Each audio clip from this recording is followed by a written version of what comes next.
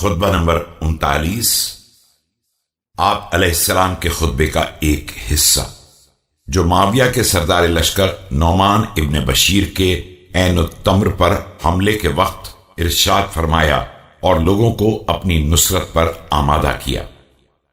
بسم اللہ الرحمن الرحیم۔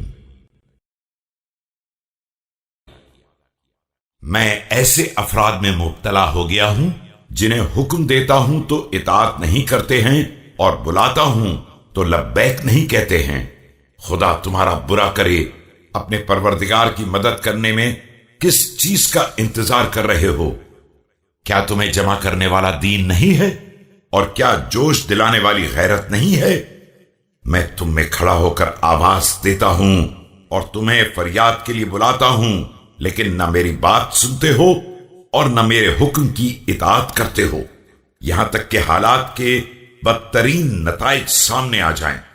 سچی بات یہ ہے کہ تمہارے ذریعے نہ کسی خون ناحق کا بدلہ لیا جا سکتا ہے اور نہ کوئی مقصد حاصل کیا جا سکتا ہے۔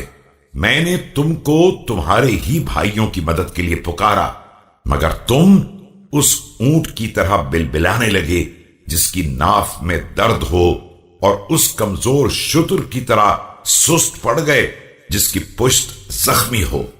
اس کے بعد تم سے ایک مختصر سی کمزور پریشان حال سپاہ برآمد ہوئی، اس طرح جیسے انہیں موت کی طرف دھکیلا جا رہا ہو اور یہ بے کسی سے موت دیکھ رہے ہوں۔